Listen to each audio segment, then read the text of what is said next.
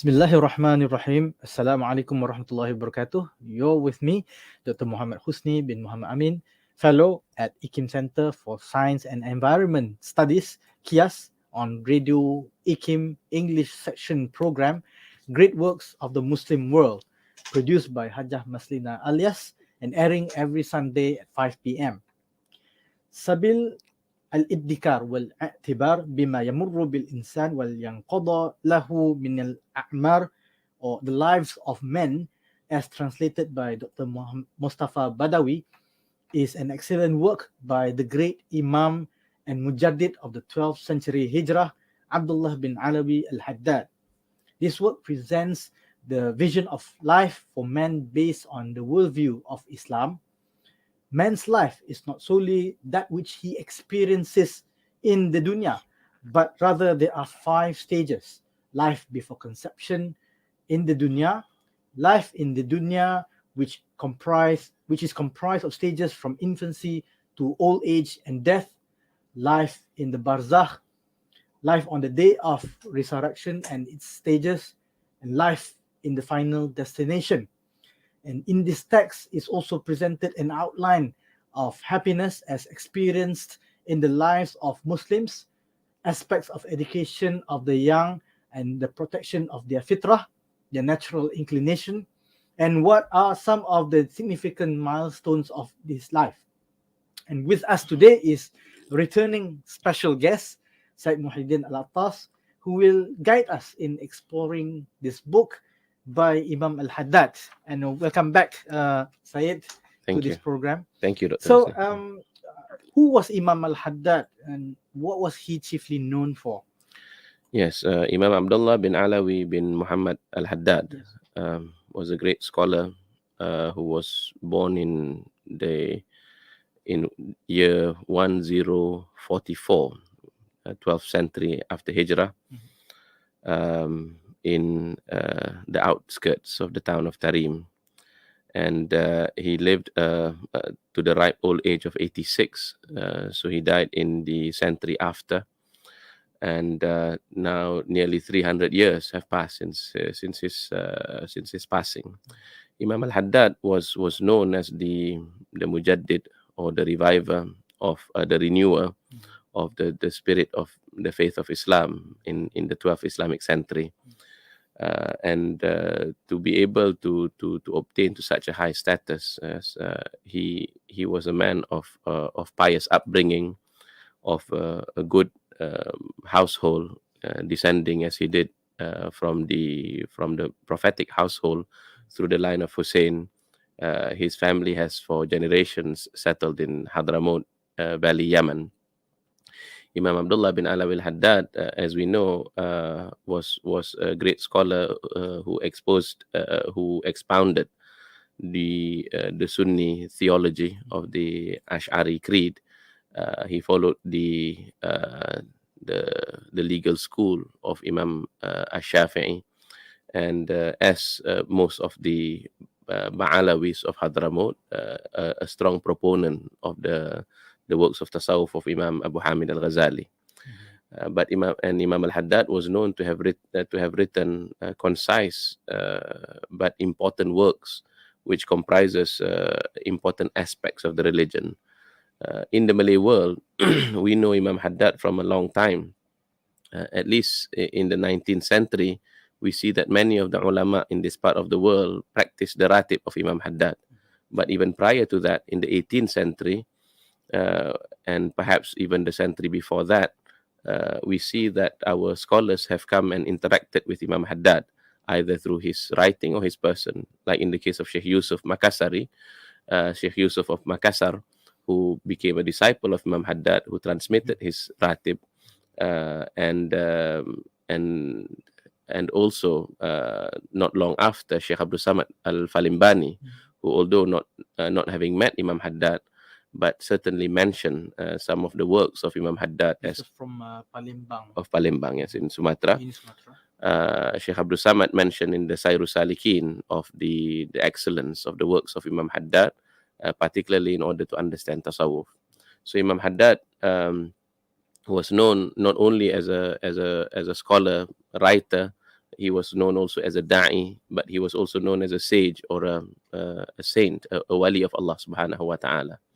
And Imam al-Haddad has written many books, as we said, which were concise, but at the same time suitable, yes, for generations after, including our times. And as of now, we know that although it has only been quite recent that some of his works were translated into European languages, but as of now, his works are being read worldwide. Yes, in English, in Swedish, Italian, and various other languages, including our own language, the Malay language. Some of the writings of Imam Haddad became part and parcel of the curriculum of some of the madaris in the Malay archipelago. Nevertheless, as we know, as we said just now, that amongst the writings of Imam Haddad is a book called the Nasaih ad-Diniyah, or religious counsels, in which it is said that it is the precise or the summary, the essence of the Ihya contained therein of Imam al-Ghazali. And if that was not already a significant achievement, then Imam Haddad summarized it even further in a one-page qasidah called Alayka bitaqwallah. And in another of his qasidah, he summarized the Kitab al-Tanwir of Ibn Ata'illah, fi Isqat at-Tadbir, which is called Ilzam Baba Rabbik. And he's also known for his poetry and his diwan, which is being recited until today, and his qasidas, which are poetry from the depth of an arif billah, a knower of God, that describes the pining of the soul of the servants of Allah, which is still read today in various majalis in various quarters of the world. So Imam Haddad's chief, let us say, contribution to this ummah, I mean, there were many contributions, is that he ensured that those who would come after the 12th century would have access to authentic Sunni tradition in a manner that they could practice it. Yeah. Yes. But before we go into the question why you picked this particular work, why does it deserve the attention as a great work Yes. to be celebrated among Muslims? You already enumerated some of the works that he had produced.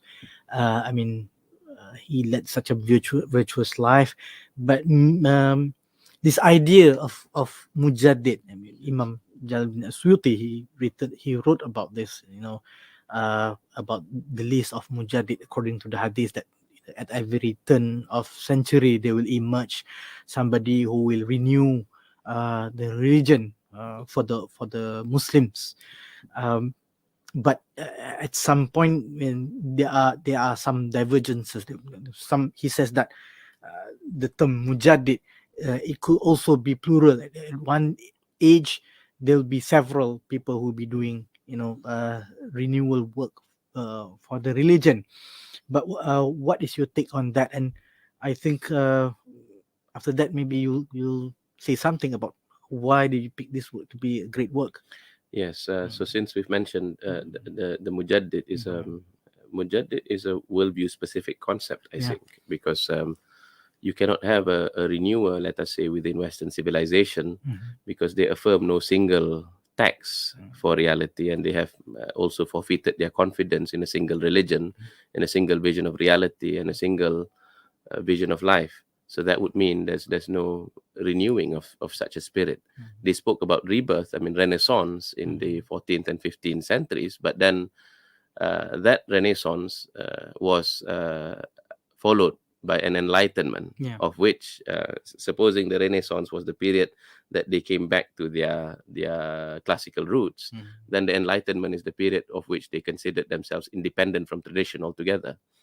But in the Islamic intellectual tradition, the spiritual tradition, the notion of a mujaddid meant that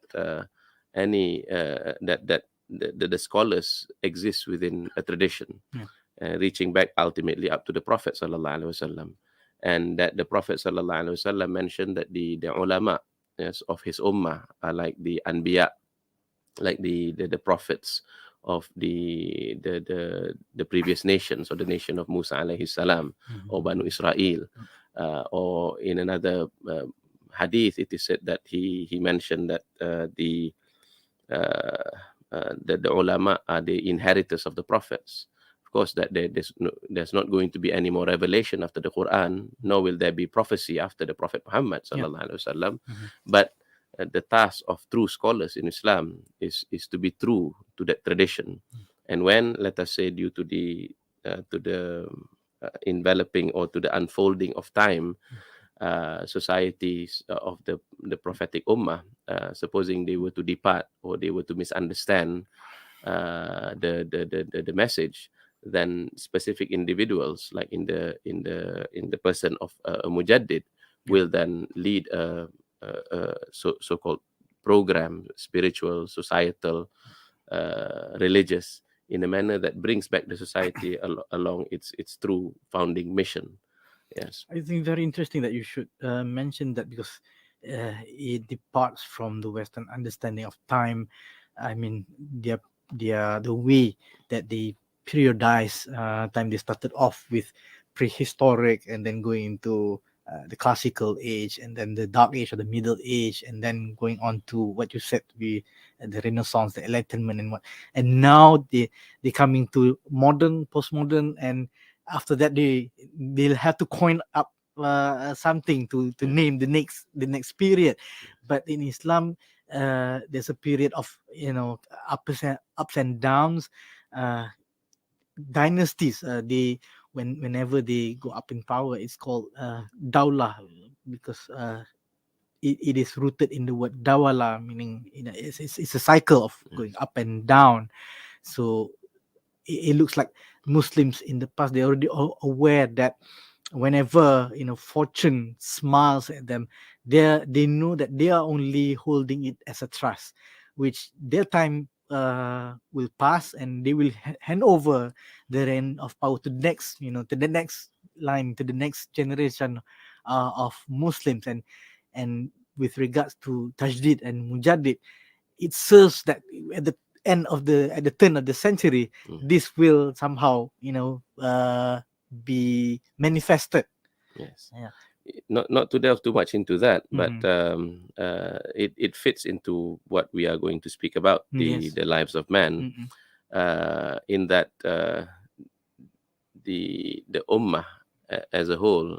I mean, there's a Quranic concept that not only individuals but societies too have an age, and ajal also, an end, and previous societies have seen their ends. But true to the message of the Sabil Idd-Adkar, Imam al-Haddad, as now we see in the writings of Professor Atas, speaks about the priority of the individual over the collective. I mean, sound individuals make good collectives. So I think that's a good way to introduce why we consider Imam Haddad's Sabil Idd-Adkar amongst his other books, which could also be considered great works, as a great work. So a great work within the Islamic intellectual tradition must be a work that, following what Professor Wan Muhammad Noor wrote in the introduction to Islam and Secularism, the Malay translation by Dr. Khalif Muammar, is that it must be of universal importance. It must be a work that addresses a major problem of the community and solves it. Or otherwise, a great work can, I mean, if we were to enlarge the conception so as to comprise even non-Islamic works, then a great work perhaps could be that which captures the spirit of the age. For an individual, a great work could be that particular work of which it gives you meaning to your life, or that which captures a particular problem and that it seeks to solve. So within the Islamic intellectual tradition, when we look at the Risalah of Imam Shafi'i, for example, it was a great work because it helped solve the differences between the madhahib in establishing the foundation of usul al-fiqh. And likewise, the works of Imam Abu Hasan al-Ash'ari was considered great in that it helped solve the problem of creedal statement. And the works of Imam al-Ghazali, Mm. particularly the Ihya, was his magnum opus for its ability to join together what was separated between tasawwuf and the outward sciences of the Sharia. Mm. So how does the Sabil Idd-Adkar fit as a great work? I would say that although the contents is not altogether original, in that Imam al-Haddad himself admits that he has summarized this work from bigger works such as the kitab, the last book of the Ihya, which is Kitab Dhikrul Maut. That's cool. Yes, and various other writings of the scholars. Ultimately, his source is the Quran and the Ahadith of the Prophet. But it is a great work in that those who come after the centuries of Imam Haddad have now an access to a small volume of which they can be presented the vision of life that a Muslim encounters. And it is especially useful in our very trying times, because supposing 300 years ago, when a work like this was presented, it would have been meant as something that consolidates an already existing vision in a society, in that especially a pious society like that of Tarim in Hadramaut, comprising mostly of scholars, and a society that are very closely knit with the scholarly tradition. A book like this would serve as a means to consolidate their already existing identity, their understanding of themselves as Muslims, and their already robust knowledge culture. But in our times, when we now face the challenge of a secularizing worldview, of which many people tend to focus their life on the here and now, of which most of our efforts and motivation tend to be focused on material gains, immediate gains of fame, power, beauty, clout, yes, and followers, and so on. The Sabil al-Idd-Adkar is a very important reminder that which extends our vision beyond, let us say, the vision provided by algorithm-driven social media, or or the limited screen projected in the households through their television sets. Yes. All right. So, going to the work itself, can you explain the title? Why the Imam chooses the word Akmar to denote lives of men instead of the singular Omar? And what are the sources that he uses for the presentation of this vision Yeah. of life? As we say, we have priorly noted that Imam Haddad was raised in an environment of which the scholars consider the book of Allah subhanahu wa ta'ala, the Quran, to be the supreme source of knowledge, and following that, the ahadith of the Prophet. And their education was a traditional Islamic education comprising of reading the Islamic sciences, i.e. Fiqh, or the Sharia sciences, Aqidah, and so on. So this would have been the sources of Imam Haddad. But why did he choose A'mar in the plural is a question that perhaps only us moderns would ask, isn't it? Because we are now being used to the notion that this life is all there is. And there is the also at the same time what we may call the hedonistic culture of you only live once, yes, YOLO. Yes, or the carpe diem, seize the day, yes. because it's the only life you have. But in Islamic societies, in the Quran, Allah Subhanahu wa Taala mentioned that the Prophet Sallallahu Alaihi Wasallam mentioned that the Prophet is to say to the Meccan society that he has lived umrun, that he has lived a life with them, which was 40 years, i.e., prior to his prophethood. From his birth. So that's an age. But why is it in the plural? First and foremost, because based on the vision of the Quran, we come to realize that man, although is apparently of this world, but he's not altogether of this world. We know that the Quran presents man as both body and soul, and that there is a spiritual component in man, at least referred to in Surah Al-A'raf, verse 172, that spoke about prior to our, let us say, terrestrial living, that our spirits, or there's one form of our existence that participated in a covenant with Allah subhanahu wa ta'ala. And God depicts this vividly in that there was even a dialogue between us and our Lord, Creator, Cherisher, and Sustainer, of which He addressed us, that binds us in this covenant. And when He said, Alastu bi rabbikum, am I not your Lord? And our collective answer, Bala shahidna. Before then, being determined according to the order of when we emerge in this life. So there is already there a life prior to this life, and perhaps a transition in our mother's womb, when through the prophetic description or from the Quranic description, there is the breathing of the spirit inside, let us say, the child or the infant in the mother's womb. Then there is the life of this dunya, yes, which is what everyone considers our life. And depending on whether or not your worldview is secular or that you adhere to various depictions, there is still the I mean, across all universal, across all worldviews, is the universal fact that human beings are born from the state of infancy to early childhood to adolescence and then to youth, and then there is, let us say, ripe maturity of middle age, and then gradually you grow into adulthood.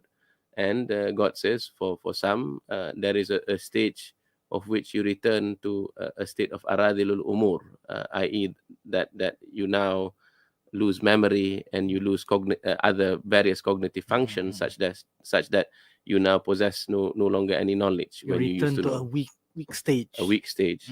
And then there is death. And God says that some are taken away when they are younger. So God addresses this particular age bracket, but there is also then ages beyond that. Based on the Quran and the Ahadith, we know that there is a stage beyond this life, which is the stage of the barzakh, or sometimes called the age of alamul qubur, yes, after we have been buried, that begins after we have been buried, of which there is questioning and there is conditions being described therein, until Allah subhanahu wa ta'ala decides for the ending of the world, the nafkha fi sur, as that which ends the world as we know it, and followed by following that the period of resurrection. And in the resurrection, as you have already mentioned, which Imam Haddad mentions in some detail here, basically events, including the mizan, or including the judgment, including and then I think that's why it's mentioned Yaumul Qiyamah, when everybody stands up on that day. Yes, resurrection is one possible translation of that. And Yaumul Hisab, the day of judgment. It is also Yaumuddin, yes, another word for judgment. And day of religion. And then there is the passing of the bridge, which spans hellfire, Sirat. the Sirat. And after which, if we are fortunate, then our final destination will be paradise in eternity. May Allah subhanahu wa ta'ala grant all of us entrance into His Jannah, inshallah. And may Allah protect us from eternity and hellfire. But that is reserved for those who deny the message of the Prophet. As for those amongst the believers who perhaps may have sinned or may have wronged themselves, then either they will spend time to be purified, or perhaps they would have received intercession that would spare them ultimately of the punishment of hellfire. All right. So I think in the West also they have this problem of defining what constitutes a good life. This has been the problem even since during the time of the Greek philosophers. And, some of them say that a good life is, according to Plato or Aristotle, is that it is the life of contemplation. Aristotle divides that further. He said that not all people can arrive at that, but they are good at doing handicraft, their handiwork, they're good with their hands, so that constitutes a good life to them. But But Muslim, the good life is the life in obedience to God, to His Prophet, the life of service to others. So in this case, Said, what we want to know is what is the view of a good life, which Imam al-Haddad, what he wrote in his book.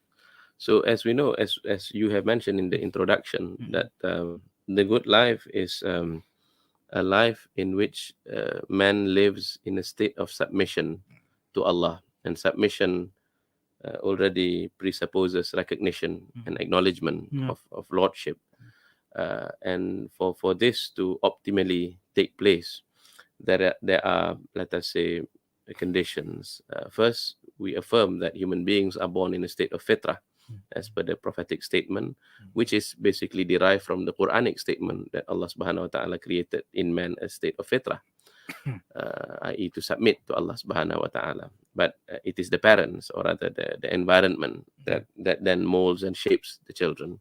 If the child is fortunate, let us say, in that the child is born unto God believing and conscious parents, then the parents will do, and in this section, the first 7 years, or the pre-adolescent stage, when we read this section, basically is Imam Haddad speaking about us, addressing parents, because the child at this time has not yet the consciousness or the volition to be able to order their lives. Basically, they are now at the stage where they are the canvas through which the parents are painting, or through neglect, that too will show out.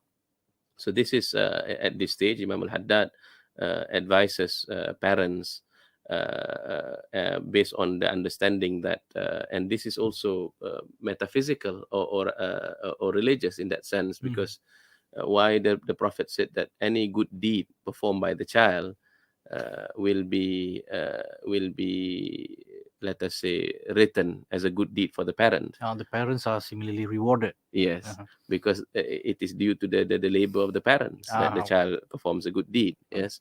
So if a parent, for example, teaches the child, i.e. by observation ultimately, to memorize the Quran, or to memorize portions of the Quran because he reads it habitually, or the mother, for example, performs her voluntary or supererogatory prayers in front of the child, such that the child takes after it, teaches Fatiha and so on, to them will be the reward throughout the life of the child.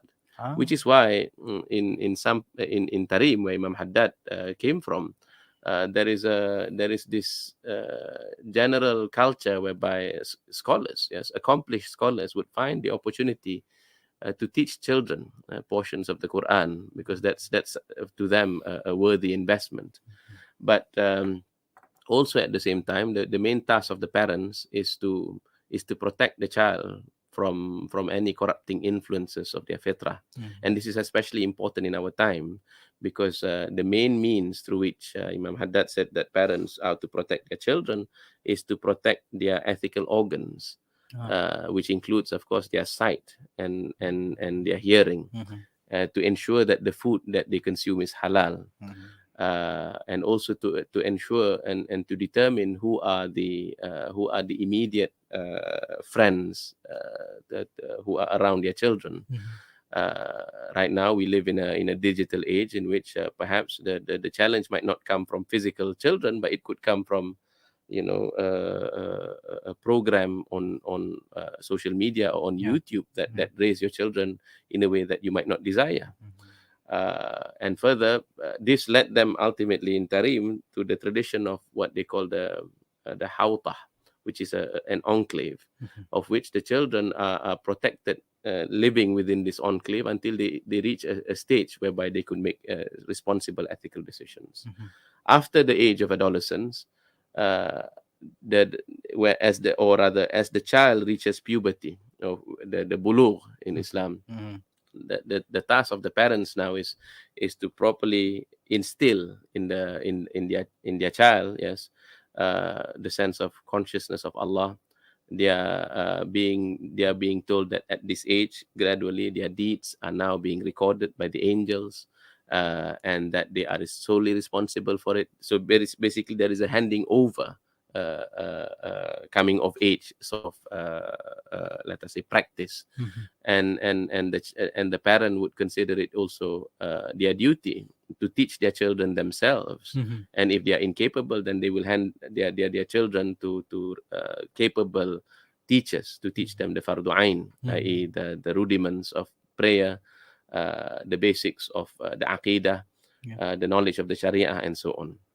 And the age of adolescence until youth is what Imam Haddad says, that this is the period of the consolidation of your spiritual and religious identity.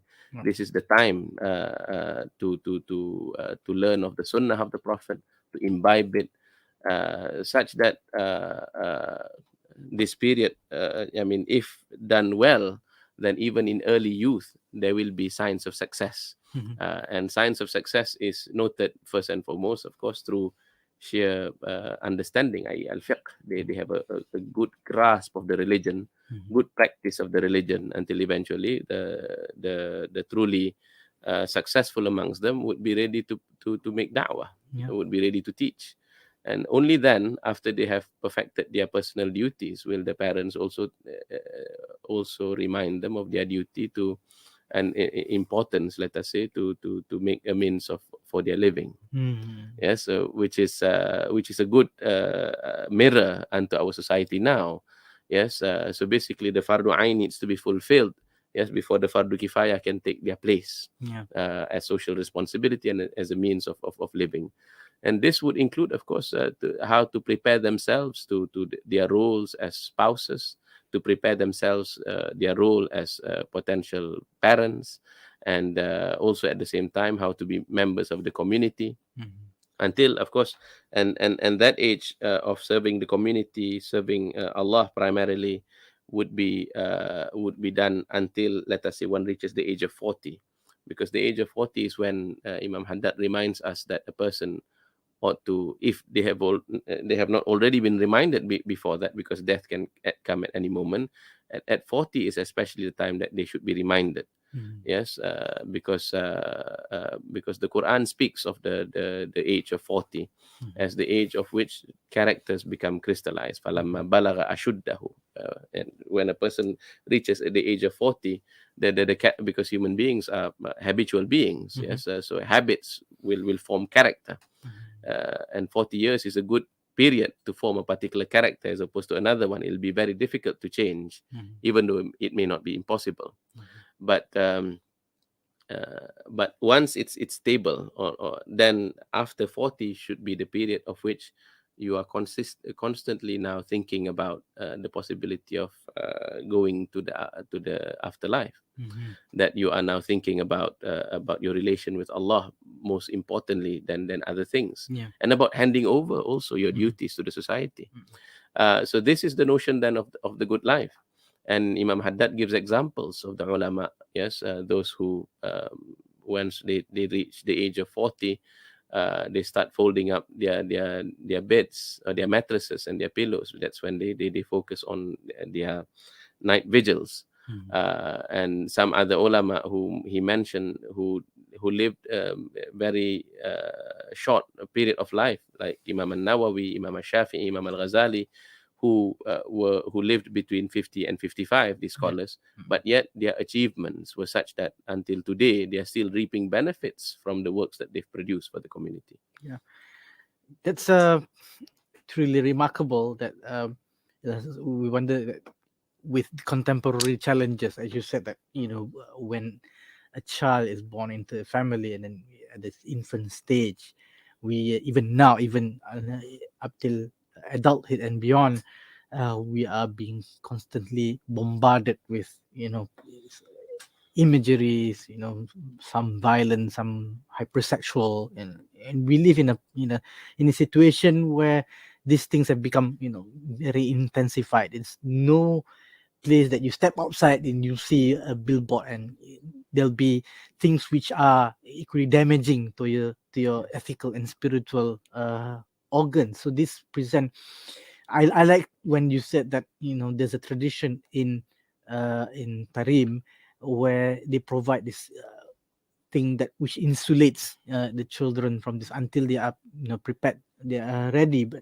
Uh, but now well, Malaysia is very, we are coming to a very modernized country, and these things are readily available. But I think that this text would prove useful because in the West they have already given up on that, and the parents themselves, they aren't following any tradition. They don't have, they have given up on metaphysics. They don't know where they come from, the purpose in this life, and where they are going. But this sort of text, written by somebody who have lived a virtuous, good life, and then he can trace back the tradition up to the prophet, and then the prophet himself belonged to a lineage of prophets back to Nabi Adam himself. And from what I'm getting from you, Syed, is that everybody is in sort of ta'awun and takaful. They are helping each other traverse this life. Even after they are long gone, they remain there as guidance for the next generation towards what they will eventually and inevitably face.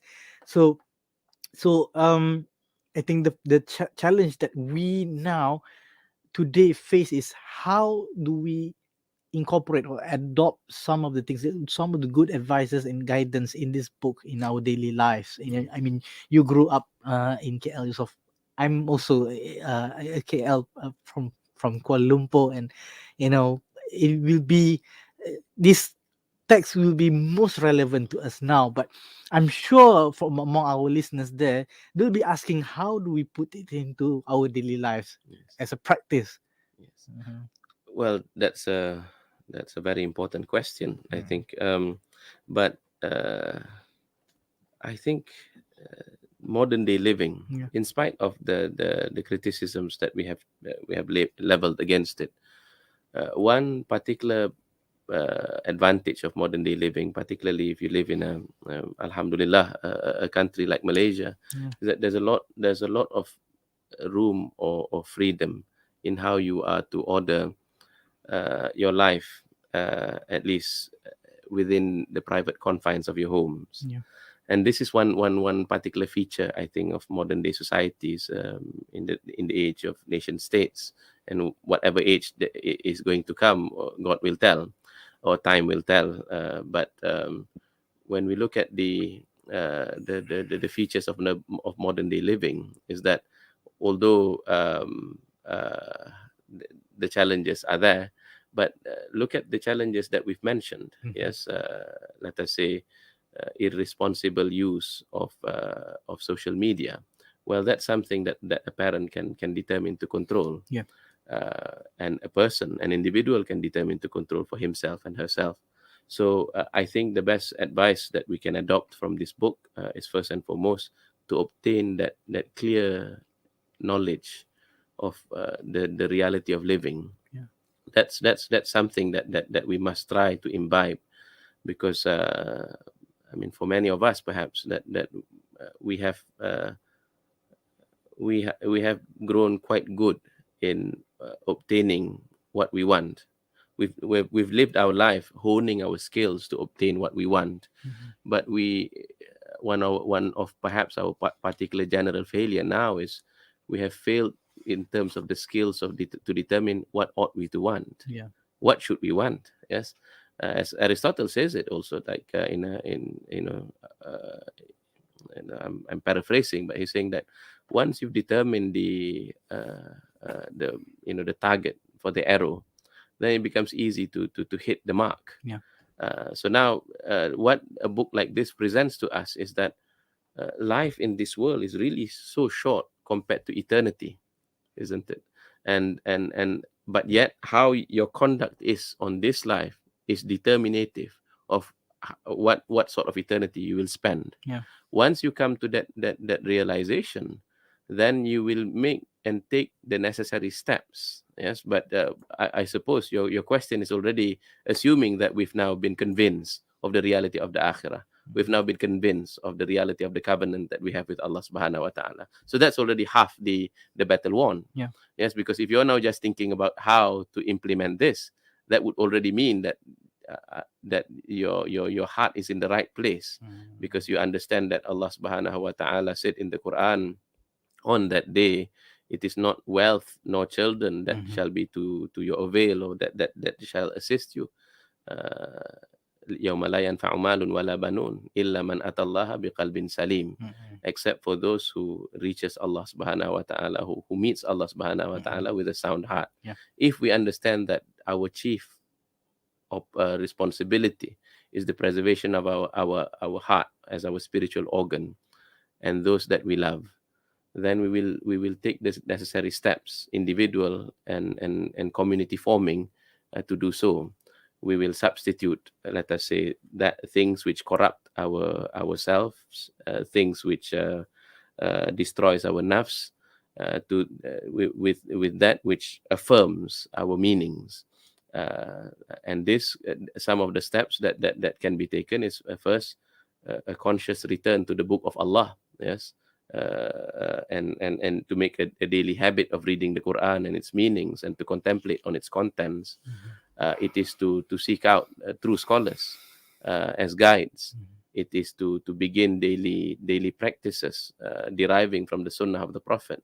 It is to consciously try to live, yes, your life with your spouse and your children in a manner that is pleasing unto Allah and His Prophet.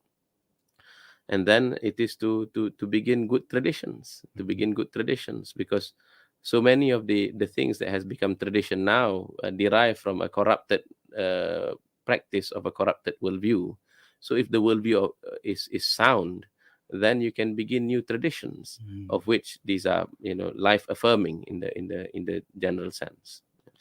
Thank you for the conversation, Syed. Yes. I think that concludes our session for today. That was Syed Muhyiddin Alatas, our special guest, and I am Dr. Muhammad Husni bin Muhammad Amin, fellow at IKIM Center for Science and Environment Studies. With that, until next time, wabillahi taufiq wal hidayah. Wassalamualaikum warahmatullahi wabarakatuh.